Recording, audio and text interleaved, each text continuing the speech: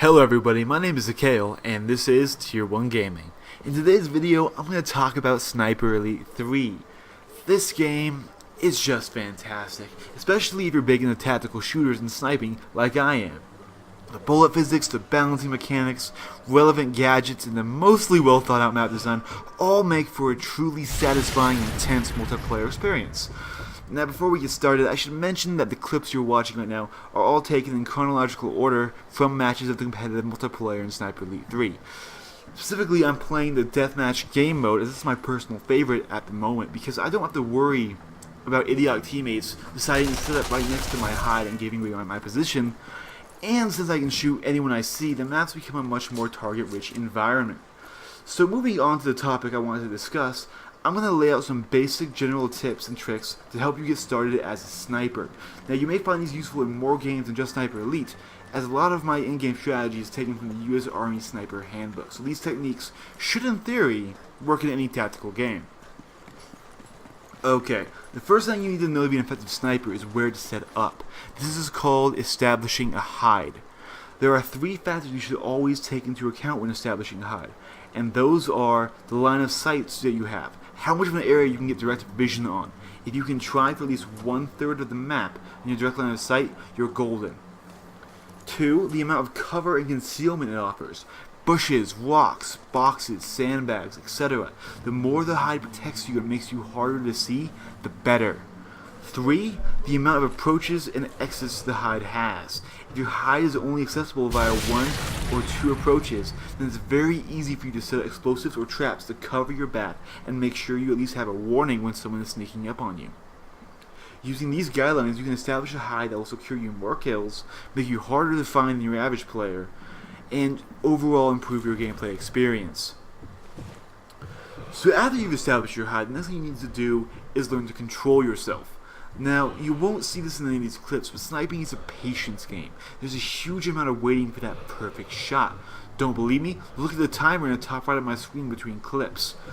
Your average FPS player will get antsy, impatient, and start moving around too much or peeking his head over cover too often, giving away what might otherwise be a great hide.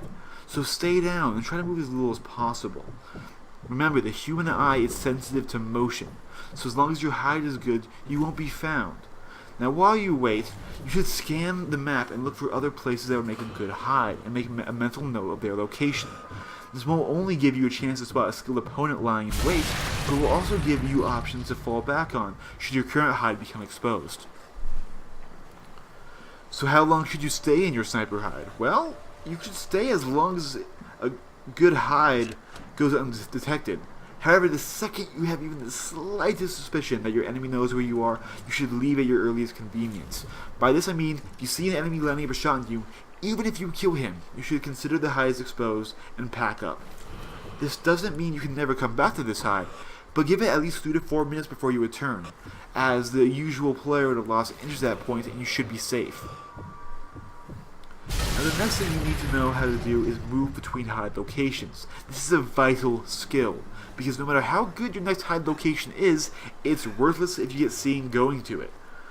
You should stick to the edge of the map, not only because this gives you more visibility, but it also means you only need to worry about threats from 3 directions rather than 4, and it allows you to use small walls and other pieces of cover to keep you hidden from a large portion of the map. Try to crouch walk as much as possible, and only sprint when crossing large open expanses or when you're taking fire, as sprinting not only will make you louder and more visible, but it will raise your heart rate, making your next shot all that much harder. Now, if you run out of breath in the middle of a sniper duel and can no longer use the focus mode, this doesn't mean that you should stop firing. If you delay, it could cost you your life. What you need to do is relax and remember where the red diamond last was in relation to your reticle. Use that as your point of aim, and then count your heartbeats to get a rhythm. Aim center mass on your enemy, then squeeze the trigger in between heartbeats once your shot is lined up. With a little luck, this will damage your enemy's internal organs and produce a kill shot. Worst case, if you miss, you probably will have your focus back by then, and can use that again without giving your enemy a free shot while you wait. To wrap this up, guys, I hope you learned something from this video. I put a lot of effort into laying out my play strategy, but this was just the basics. I can't guarantee that just by watching this video you will instantly become better at the game, but if you manage to work these techniques into your normal play style and in some of your game sessions, then I would bet that you'd find improvements to your overall score and experience in the game. Anyways guys, thanks for watching, and I'll see you all in the next one. Bye bye.